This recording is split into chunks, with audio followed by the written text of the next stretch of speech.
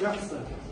Балалар, сонымен біз өткен тақырыпта химия байланысының түрлері және олардың байланысы тәртібі туралы негізгі оқумен таныстырды.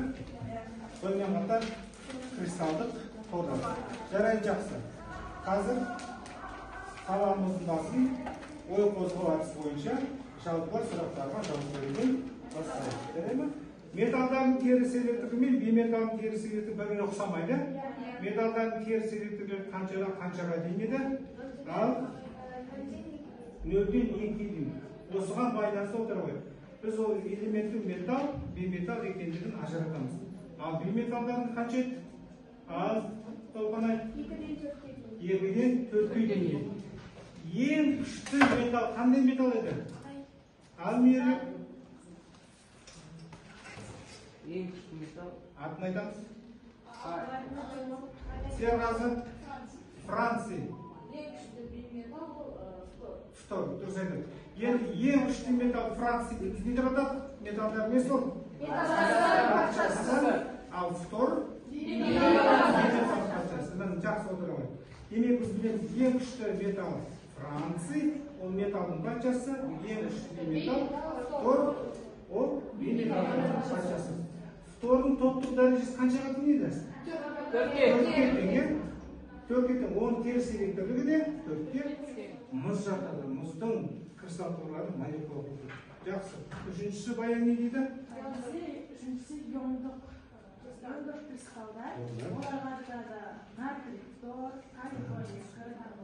Иә, ионы бар, элементтер осы келе жатыр. Жарайды, жақсы. Түсінікті ме? Жақсы. Өткен тақырыптар қысқаша шолу жасадық. Жауабымыз жақсы, бірақ кейбір оқушыларымыз белсенділік әлде танып қойды. Жауап берген оқушыларға жақсы, жарайсың деген баға береміз. Түсінікті ғой да? Жақсы. Ары қарай келесі әдісімізге көшеміз. Келесі әдісіміз кім жылдам деп аталады? Бұл әдіс бойынша оқушы өзінің алғырлығын, білімділігін қайтеді, көрсетеді. Оқушылар әр оқушы жеке жұмыс жасайды. Жеке дара жұмыс жасаймыз. Өйткені әр оқушыға жеке-жеке тапсырма қойғаннан кейін әр оқушы бір-бірін тапсырмаларын қайтеді? Тексереді. Яғни бағалау жұмысын жүргіземіз.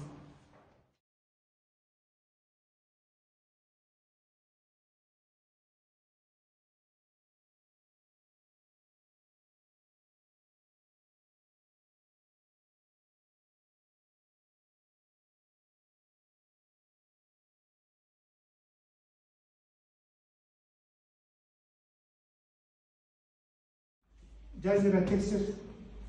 Қарап жұмысын қарап. Баян болдың ба? Минус 2, 3, 6, 6-тан 2-ні аласың. 4, 4-ден 4. Болды, плюс 4. Плюс 2 болады да. 2, көмірдің үсті 4. Болды. Жақсы, тексер аяуын жұмысы. Аяна. Тексерді бұл. Толғанай жұмысын аяқтады, жақсы. Сандуғаш аяқтады, Аяна бітірді, Баян бітірді, мына қыз екеуді орындады, жақсы. Меруерт бітірді, Малика бітірді. Кәусар мен Меруерт жұмысы орташа, қателер бар. Ал енді Маликаның жұмысы қалай бағалайсың? Қате бар ма? Демек, қастарындағы достарды бағалады қоя. Қандай бағалау көрсетіп бас бармақты? Көрсетеміз, көрсетіңдер. Қалай көрсетеміз? Орындалды. Осы тапсырма бойынша Меруерт, Малика, мына екі қыздың екеуі, Баян, Аяна, Сандуғаш, Толқынай жұмыстары өте жақсы орындалды. Ал қасындағы оқушылар жұмысы бағалады. Болды. Жақсы. Енді болған келесі бөліміміз жаңа тақырыпқа көшеміз. Сабағымыздың тақырыбы ерітінділер және заттардың суда еруі. Сабағымыздың мақсаты ерітінділер туралы негізгі ұғыммен танысып, олардың түрлерін жіктеу. Түсінікті ғой да? Жақсы. Демек, балалар, ерітінділер дегеніміз не? Біз оны қалай түсінеміз? Қандай заттарды біз ерітіндіге жатқызамыз? Жалпы ерітінділер көрдік пе біз? Тұрмыста. Баян айтшы.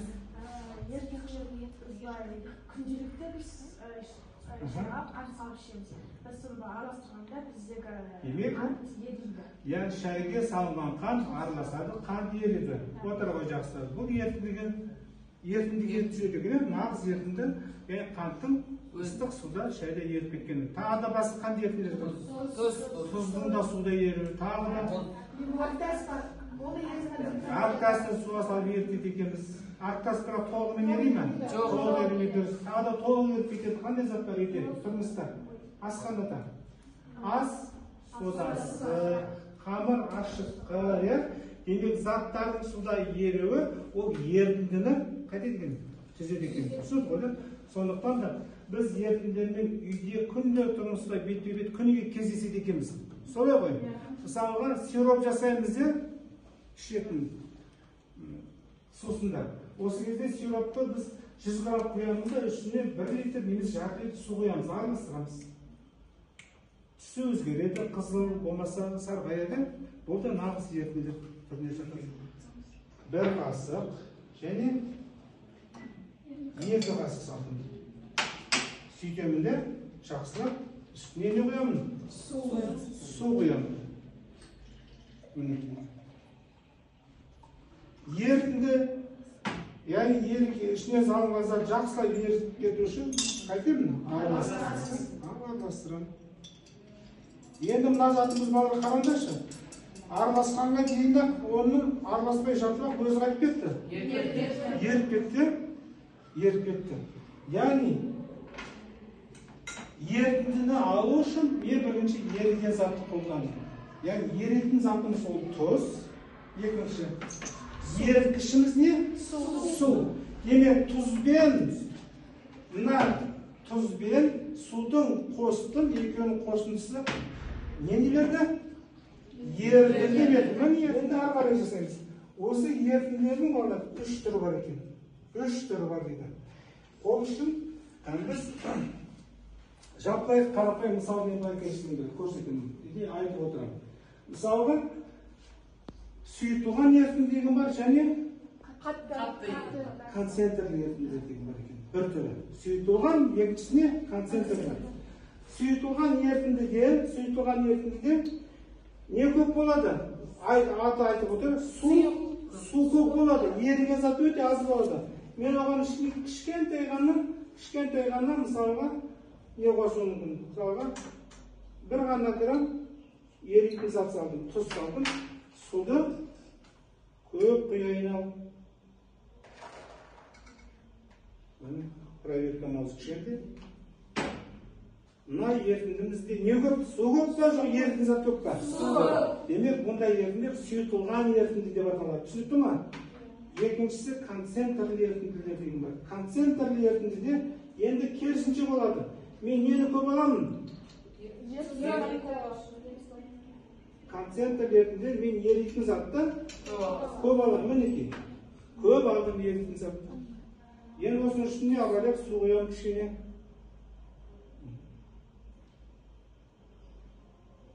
Саналап қойдым. Араластырамын ерітіндіні. Қараңдар, еритін затымыз салған тұзымыз толық еріп кетті ма? Еріген жоқ, демек бұл қандай ерітіндіге жатады? Концентрлі. Демек еритін зат көп болып, су аз болатын болса, ондай ерітінділер концентрлі ерітінділер деп аталады. Түсінікті ғой, да? Демек сұйытылған ерітінді концентрлермен біз ажыраттық. Жақсы. Есте сақтаймыз ғой? Сақтаймыз. Ерітінділердің тағы да түрі бар. Ол былай деп аталады. Келесілер қантқан ерітінді, қантықпаған ерітінді болады. Қантыққан ерітінділердің арнайы бір температурада ол ериді.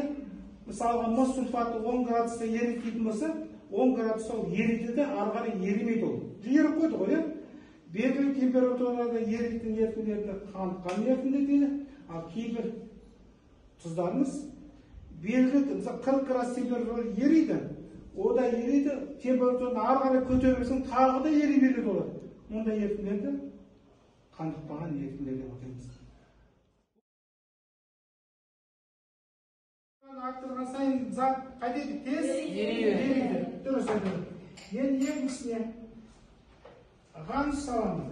Ғаныш не дейміз орысша? Гипс деп атаймыз. Міне, ғаныш кішкене кішкене ғана салат демейміз. Бұл аздап ериді екен. Көп еріп, толық еріп кетпейді, аздап қана еріп. Яғни 100 грамм суда 2 грамм қаныш ереді екен. Мінекей. Яғни толық еріп кетпейді деген сөз. Тұндырып қоямын, қазір көрсетемін. Үшінші, мүлдем ерімейтін тұздар болады. Ол тұздарға күміс хлориді болмаса силикаттар жатады. Силикат тұздар жатады. Барлық силикат тұздары құрамында не болады? Құм болады, құм болады. Жақсы. Тұзды салдым, суды құямын, араластырамын. Толық ерей ме зат? Жоқ. Мүлдем ермейді, өйткені оның құрамында құм бар, силикат бар. Түсінікті ғой, кремний бар. Түсінікті ма? Демек көрсетемін. Бірінші тәжірибеміз мынау болған. Қант еріп кетті, толығымен. Екіншіміз, гипс толық ерге жоқ қой, әлі. Бұлыңғыр болып тұр ғой, мөлдір емес, бұл жартылай ғана ерді. Үшіншісі, көрінісін қоя қойын. Үшінші, қайдан? Мінекей. Көрдік па? Жақсы еритін ерітінді, ол қант, аз еритінге қаныш гипс жатады. Үшіншісі, мүлдем ерімейтіндерге силикат тұздар, немесе күміс тұздар. Күміс тұздар бізде жоқ, оны біз көп қолдана алмаймыз. Өте аз күміс тұздар. Салдым. Тағы да кішкене қосамын. Реакция қанық жүру үшін.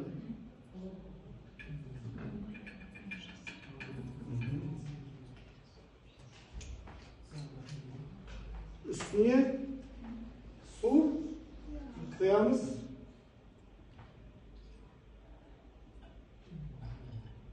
Су құямыз. Жеткілікті су құямыз.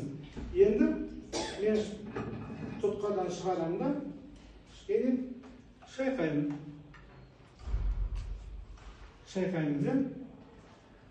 Шайқау барысында тұздың біраз бөлі еритіні, біраз бөлі әлі ерген жоқ. Түбінде көріп тұр ма? Әлі ерген жоқ. Енді осының ері үрдісін жылдамдату үшін не істейміз? Қыздырамыз. Демек, ерітіндіні алу үшін қыздыру үрдісі ол негізгі үрдіс болып табылады. Қайнау үрдісі. Қазір химия лабораторияда біз қауіпті заттарды жұмыс жасамаймыз, балалар. Қауіпті ерітіндері бар, қауіпті қышқылдары бар. Тек қана қауіпсіз ерітіндер ғана зертханада қолданылады.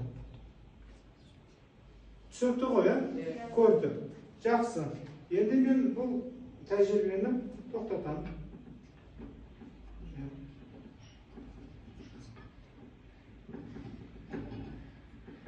Оттан аластатамын.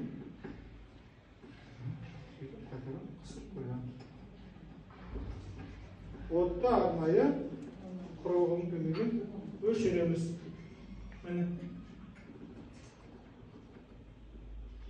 Яғни аузы жабылғаннан кейін от сөнеді. Еселікте жөніп қалды? Не жоқ ода? Ауа жоқ. Ауа жоқ, дұрыс айтамыз. Ауа жоқ. Мінекей, затымыз бізде еріді ме? Еріген жоқ. Толық көріп аламыз. Яғни қайнау үрдісі кезінде де әлі де болса фосфор тыңайтқыштар, яғни фосфор тұздары қалады. Ол уақыт өте келе ерішсіз бойынша үшке бөлінді. Тез еритін, аз еритін, мүлдем ерімейтін. Және сұйытылған ерітінді, қаныққан ерітінді, қанықпаған ерітінді, және концентрлі ерітінді. Жарайды, жақсы. Түсінікті ме? Жақсы. Қазір сарапшыны тағы да талдап қорытындаймыз. Қазір келесі әдісімізге көшеміз. Ол әдісіміз кім жылдан деп аталады? Әр оқушыларға жеке тағы да меселерге деңгейлі тапсырма беремін. Деңгейлі тапсырма бойынша оқушы өз деңгейін таңдайды. Уақытымыз мынадан шектеулі. Барлық деңгейде орындауға болады, егер орындай алатын дәрежеге шаманы жетсе.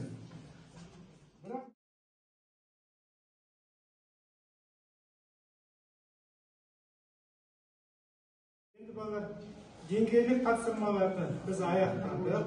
Бұл дәптерге жазылғаннан кейін дәптердің өзін сабақ соңында жинап алып тексеремін. Жана алдында алған балға мен осы уақыттың зерттік деңгейі тапсырманың балын қосамын да ортақ бал шығарамын, иә? Білесіздер. Жарайды, жақсы. Сонымен балалар, бүгінгі біз сабақта біз немен таныстық? Еркіндермен таныстық, ертілер түрлерімен таныстық. Яғни, ергіштік дегеніміз не? Еріген зат дегеніміз не? Онымен бұдан шатастырмаймыз, білеміз. Және де ерген заттың үш түріне таныстық. Суда жақсы еритін, аз еритін, нашар еритін. Есімде сақтаймыз ба? Сақтаймыз. Жарай, жақсы. Мен қазір сендерге тез арада кері байланыс жасау үшін сендерге мен таратып беремін. Яғни бір ауыз сөз деп айта аламын. Осы сабақтан алған әсерін туралы жазылмаған сөздер. Мына қойылған сұрақтарға жауап берсеңдер болды.